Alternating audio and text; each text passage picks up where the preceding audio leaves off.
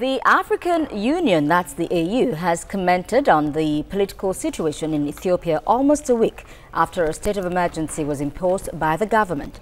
The AU Commission Chair, Musa Faki Mahamat, in a statement issued, said he was monitoring the events closely. His statement stressed the importance of Ethiopia as host of the AU and a member state. Now, joining us live via Skype is an African affairs analyst, Jermaine Sanwoolu, to talk more on the significance of the AU on the political situation in Ethiopia. Thank you for joining us, Jermaine. Thanks for having me. Now, tell us, how crucial is the stability of Ethiopia to the AU? Well, Ethiopia, as you said, hosts to the AU, and it is very crucial when it comes to the region it represents in Africa. Ethiopia, you know, is a very, very good, big country. It has 100 million people, and it also is one of the fastest growing economies in Africa. It is also the fastest growing economy, I believe, in East Africa. So it has a lot of potential. It is in the Horn of Africa, accessing trade routes to Europe and all that. And it plays a vital role in the stability of that region, but also the resources that could accrue to the AU and ensuring that there's regional integration in that area. The AU has to and has recognized Ethiopia as a key player in development of the African continent, and that's why it has to do more than just observe and give one statement, actually get involved and ensure that good governance is actually is the order of the day in Ethiopia. All right, Jermaine, there is a political standoff in Ethiopia at the moment. Of course, that has led to the resignation of the Prime Minister. How do you think that the standoff can be resolved now that the Prime Minister resigned?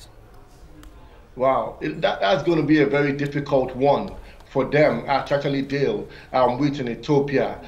Ethiopia has been, after getting, so to say, independence, or so to say, coming out from the communist domination in 1991, has tried to have a democratic and a very, very upright government. For over 27 years, the Ethiopian People's Democratic Revolutionary Front has tried to manage things.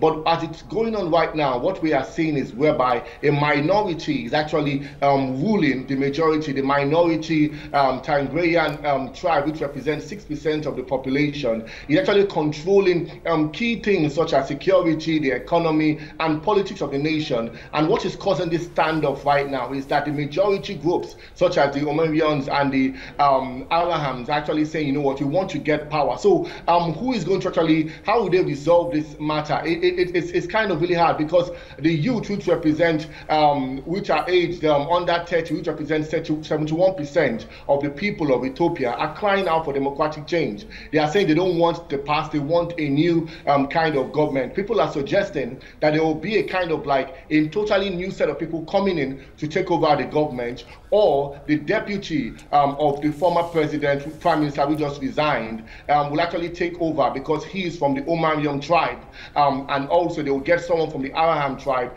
So they'll have like the deputy from the second largest tribe, and the prime minister from the Oromian tribe, which represent the majority. So that's an option. Or the youths are just saying we want a new set of political leaders entirely. And Jermaine, is it enough to cite growing insecurity across the country as the reason for imposing this emergency rule? Well, it's a catch-22 kind of situation, because the insecurity is caused because of bad governance, misrule, ethnic coloration when it comes to governance. A lot of problems are going on, even though Ethiopia has such a booming economy.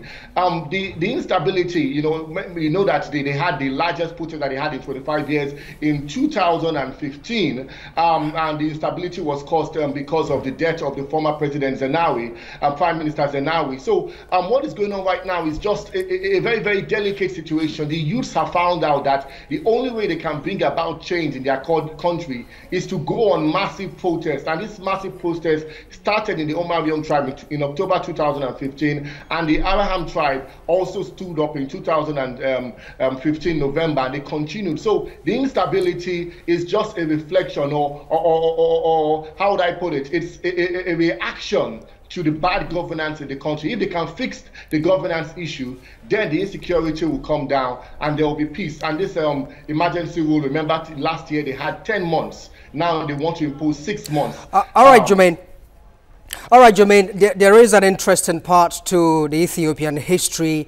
It's instructive to know that it is the only African country that was not colonized by the Western powers. But beyond that, is there a sense in which, from the protests that led to the resignation of the Prime Minister, is there a sense that we can say that Africans are starting to realize that it is important to interrogate leadership, and it is with consistency of demands that change can come? You're absolutely correct by that statement. That is what Africans are beginning to say. We saw the example when it came to South Africa just a week or so ago, when by President Jacob Zuma actually stepped down. And we are seeing other nations in Africa, the leaders are stepping down, even Robert Mugabe to resign too. The leaders are beginning to understand right now that power belongs to the people, and they cannot keep on ruling as warlords or as monarchs, so to say, in a democratic setting. People, the young people especially in Africa, are pivotal to what is actually going on. What happened in Tunisia, the young people rose up. In South Africa, a lot of young people and even the ANC actually came together and said, you know what, we want change. And what we are seeing right now in Ethiopia, you understand, is saying we are going to rise up. Remember, yes, they weren't colonized, but they actually had a communist kind of government that was very, very suppressive back in the Jermaine days. So what we are seeing right now is a dramatic change. African Affairs Analyst, that's about much we can take. We'd like to thank you for joining us. Always a pleasure to have you.